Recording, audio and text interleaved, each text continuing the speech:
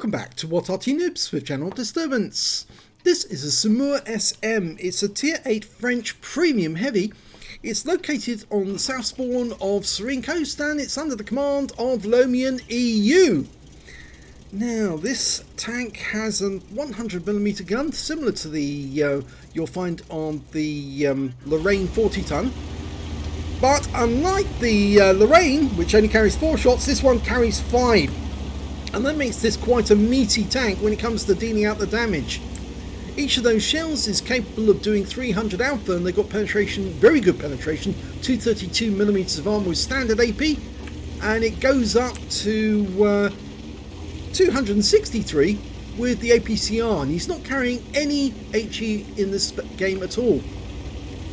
Now I have one of these myself in action. I bought it because I saw how the Salty Jedi actually handled his on a battle on Mountain Pass, and it literally was devastating to the enemy because he was able to unload those 5 shots and then pull back to reload.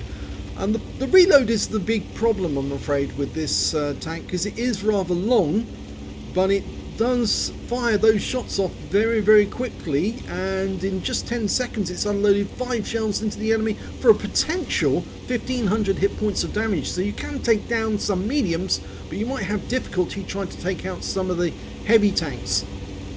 When he's headed off down the west side, as is usual on Mountain Pass on Serene Coast, nobody has gone out onto the peninsula on the other side.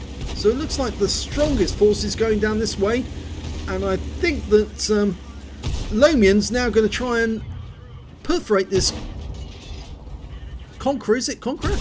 Carnarvon. He's getting it through the lower plate. You can see the holes, and now he has to pull back. He bounced around from the Carnarvon. You can see that actually went off the front plate because it was nicely angled. And of course he was shooting up into the Carnarvon. Oh, don't block the King Tiger. Blocking tanks is so bad form on etiquette. And you can see the tilting turret. This was actually proposed as an alternative to the AMX-50. Never got accepted. You can see the reloads going in, 34.43 seconds. Now that round went through, but now he's going to go into the lower plates of those tanks, perforate them again. Carnarvon goes down, SU-101 next. Nicely done. And another, and he's got one more round spare, but he's holding on to that because that Type 59 looked like he was going to come over. Can he get another shot into that SU-101? Oh, ouch, that hurt. He took a big round there through the turret, right through the turret. In fact, actually, that part of the turret, it's got a spaced armor arrangement. It's where the tilting turret actually connects to the body of the tank.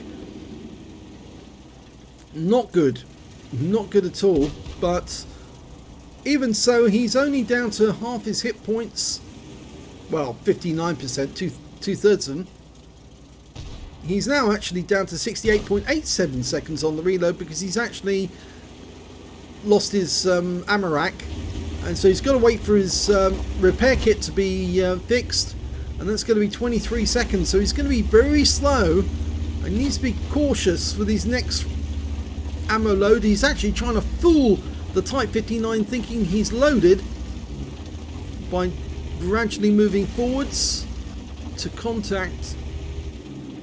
If that Type 59 comes over the ridgeline, he might get a chance to shoot him. In fact, they're very lucky that there's no Arty in this game, because I nearly always focus on this area to do the maximum damage to the enemy, keep them stunned whilst our teammates take care of them. He's loaded, and he's only got a few seconds to go before the ammo rack the repair kit comes off cooldown. He can finish off that VK, but he puts that into the Type 59 instead. Now he has to pull back, but he fixed his ammo rack, so now his reload time is back to normal, 34.43 seconds instead of 68. But that P-43 Biz looks like menacing. Oh no, turn your tank the other way. That P-43 is just going to perforate you every time. You're much better off with the angle towards him than the Type 59. And now that VK is trying to come over. And he's gone. Good. That was the Tiger 1. He's loaded, ready to go. Another 5 shots. Will the Type 59 still be there, or is he going to pull back? No, he's pulled back. There he is. Go for the T-34-85, got a kill straight off the bat. Go for the Type 59, misses on that first shot. Snapshot on him on the next one. A P-43 Biz goes down, so that's 3 kills, 3 shots, I think. Oh no, actually missed one on the Type 59, didn't he? So I thought for a second that might have been a Reaper. He's not opting for the reload. He's holding onto that shell for the T-34-100. I think it's a mistake. Yep, he's done the reload. Good. Pop the reload when you can, because you want to have as many shells available for the next confrontation, especially if you're in transit. Hang back until you're ready to go around into action. T-34-100 is behind the house, I think. Our T-34-85 is going in. We're almost loaded. The Jagdpanther up there. Can he get shots? Yes, he can. Lovely. Oh, this is going to be juicy. He'll put those into the side. 1, 2, kill shot. Yes! And that is a Top Gun. And that is the end of the game. He's done it. Look at the damage in the front. 2 holes through the front of that turret. Let's have a look at the end of battle stats. And it's a first ace tanker to Lomi and EU in the Somua SM. It's got the scrolls underneath. You only get that the first time. He also got a fire for effect, sharpshooter, duelist, hand of God for surviving the battle, having received damage from 4 different enemy tanks. He also picked up a bruise medal for getting at least 5 critical hits. He got 9 in this one. He picked up 2 battle hero medals. He got the high caliber for dealing the most damage in the game, and a Top Gun for getting 6 kills with that last shot on the Jagdpanther. And his win rate from the game was 8,647, which is Super Unicum standard. Let's have a look at the team scores. Top of the table, 4,901 hit points of damage. The next highest scorer had less than half the number of hit points he did, and that was the Type 59 with 2,105, and he was one of the tanks who actually did manage to get a penetration on him. And when it came to kills, again, he's got the highest number, 6. The next highest player had half that amount. The KV2 only had 3 kills. The Jagdpanther got 2, so did the IS-3 and the TVP VTU. And when it came to base XP, well, he's got the top in all 3 columns because he got 1,500 base XP in that one. 793 to the TVP VTU, almost half the base XP that he managed. 746 to the SU-130 PM as well, and 744 to that T-34-85. 22 shots fired, 21 direct hits, good accuracy, only 1 shot went astray, 18 penetrations. The shells, the 100mm shells, are pretty lethal. They aren't very good at penetrating the enemy. I think he did have a bit of trouble with the lower plates of that Carnarvon. 4,901 hit points of damage, 676 of which were more than 300 meters. I think that was actually the Jagdpanther, wasn't it? It was the one he was killing right at the end. 7 hits received from the enemy, 4 penetrations. You saw 2 of those went through the front of the turret. 3 non-penetrations bounced off the frontal armour, and 695 hit points of damage blocked by armour. 1 enemy vehicle spotted, 7 enemy vehicles damaged, 6 killed, and he earned 130,092 credits from this game. Shows how much of a good earner this tank is. And after repair and ammunition resupply, he used standard ammo throughout. He didn't have to dip into his APCR.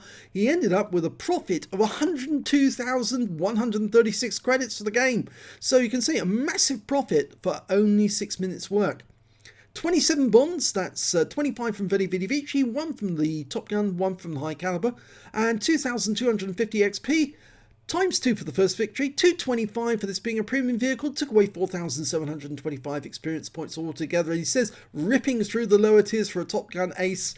Yes, it was, and it just goes to show sometimes not going to the peninsula is actually the smart move on Serene Coast, because you can actually do a huge amount of damage to the enemy if you've got a good gun depression. And this tank does have a good gun depression, which means that he can actually take advantage of the enemy if they have trouble trying to get their gun over that lip, over that hill. And of course the Type 59, as good as it is as a medium tank, it's more of a flanking tank. It attacks from the side. doesn't really have great gun depression, and that's why he was vulnerable. And of course, even the Carnarvon was outsmarted by the fact that he was being fired on by a gun that could actually penetrate his lower plate and do it with 5 shots each in each salvo, and that really was making a big difference to that Carnarvon and the SU-101 for that matter. So if you enjoyed that replay, please give this video a like and do subscribe to our channel, please. We do have a large number of video replays on Arty. If you need to know how to play Arty, join What Arty Noobs, yes, on Facebook. There are loads and loads of members there who will explain Arty to you, exactly how to play it. And if you're a tank driver and you need to learn how not to get hit by Arty, well, I suggest you pick up an Arty, buy one, try it, and then join What Arty Noobs, and we might explain some of the techniques and abilities of Arty to you, and you might become an Arty driver after all. You never know. I know some people would say, yes, that would be the worst sort of thing to happen to them, but no, it's only when you actually learn how to play Arty that you suddenly realise how easy it is to avoid Arty if you are really good at it. In fact, we do come across some players who are very expert at avoiding our shells. So any person who complains about Arty is only complaining because they don't know how to avoid our shells, you see. So there you go. If you enjoyed that game, please give it a like and do subscribe to our channel, and thank you for watching.